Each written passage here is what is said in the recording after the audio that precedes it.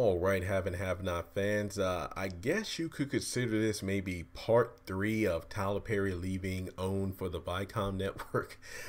This is its own separate video. I would have posted in my other video in regards to the show ending in 2020. So what's next? But this is just my thought. And this is something that Tyler Perry hinted at way back in season 2 when he used to have I believe it was right after the Haves and the Have-Nots episode. It was like the Tyler Perry show, just like a 30-minute or hour-long segment where he would have cast members from the Haves and the Have-Nots in like a talk show format. And it almost was alluded, well, it was hinted, or he said it jokingly, but honestly, Tyler Perry should really do this about doing a movie about the life of the Haves and the Have-Nots before the show even started. Just do it. I mean, there's just so much stuff we need to learn about in terms of the haves, well, the Harringtons meeting up in law school, getting together, having Jeffrey, the Criers, Jeffrey, Catherine meeting Jim in high school, those two getting together, Jim Crier going from like a rags to richest story in terms of coming up broke, then being with a rich family, going to law school, meeting David, as well as Jennifer, how she came into the picture. Remember that she's tried to get with David before, but to quote Jennifer, David is loyal to a fault. So, there's that. Then, of course, I would love to learn about the history of Maggie Day in terms of, how many other black political figures she has seduced, because obviously she loves herself some chocolate. And I don't think that David's the first man she's tried to go after, because, again, she told Veronica that she's not the first jealous wife that she's encountered before. Now, also, you look at Amanda and Wyatt's childhood, what happened to them, Wyatt at the camp, Amanda as well. And then you look at Jeffrey, all those times, he had those outbursts of rages, if I'm not mistaken, that one bully that he beat into like a coma with a baseball bat. Then, of course, let's look at the Young family. Hannah, when she used to be a Candace-like person in terms of seducing, men, some of them married. Of course, learning more about the lineage of Candace and Benny in terms of their respective fathers. Candace's father we never seen, as well as when Hannah met Tony and then got pregnant with Benny. Then, of course, Candace Young. I think we should go back to even when they were children, when Candace got molested by that one boyfriend of Hannah. Then, of course, when she became more like Hannah in terms of when Candace Young, the bad bitch, was born. When she started hanging out with War. What was it, that one guy she was talking to Jeffrey about at the beginning of season 2 who was like a cross-dresser and pretty much taught Candace the ways of the streets, but then he eventually got killed. Then you have when she met Quincy, when Quincy Jr. got taken away.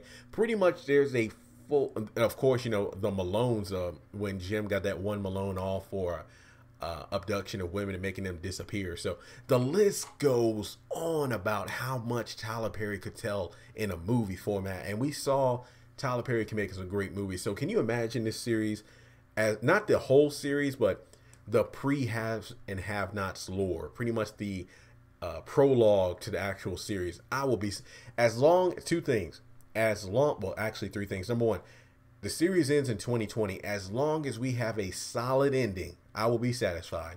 Number two, if we get a prologue movie about the lives of the haves and the have-nots, like, remember, it can like kind of jump around, but not too much, where you have like, for example, you have Hannah Young in her, youth, when she was a, adulteress like Candace. Then kind of time skip forward when she has kids. Time skip to when she had Quincy Jr., but then Candace came to take him away. Of course, then you have like when David and Veronica met in college. Fast forward to when they had Jeffrey, and then you see what I'm saying here. Like when Jim and Catherine met in high school, then they got married. He went to law school, then they had kids, and then they went to that summer camp with the priest. I feel like that would be a great way to get things started. And I think the ending of the movie should be around the time where, Hannah was recovering from a breast surgery herself, because if not, what was it? Breast cancer, just like Catherine had in season 1. Then you have around the time where Hannah was a maid. Remember, she was a maid. And then if I'm not mistaken, her former boss passed away. That's why she interviewed to work for Catherine because remember that Celine kind of tipped her off into, hey, there's this place I work at and we have an opening. Then of course you have, another way to end it would be Wyatt going to rehab at Veronica's, facility. And then of course the penultimate way to end the movie would be Jim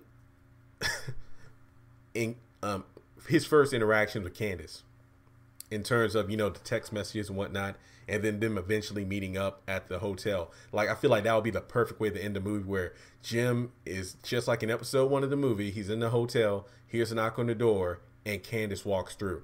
That will be the perfect way to end the movie. That's what I think. I feel like Kevin Hart. That's why I said, yeah, end it that way. So those are just my, and I forgot. Number 3, Have the Haves and the Have-Nots on DVD. I'm sorry, that's it. Do it, Tyler Perry. That's it. The show's ending in 2020. Do it. When it all is said and done, and as the picture says, when these shows, the Haves and the Have-Nots, and Loving You Is Wrong, when they go into the TV afterlife, put them on DVD. That's all I want. So with that being said, that's almost like an abridged version of my initial thoughts on how the Haves and the Have-Nots movie should be. If you think I should do like an extended video, like beat for beat, how I think the movie should play out, let me know in the comment section. I mean, I feel like this was rushed together, but that's pretty much my initial thoughts. So let me know your comments and thoughts. Let me know your thoughts in the comment section below, because there's just so much that Tyler Perry can put into this movie to make it a hit. So let me know what you think, and I'll talk to you all later.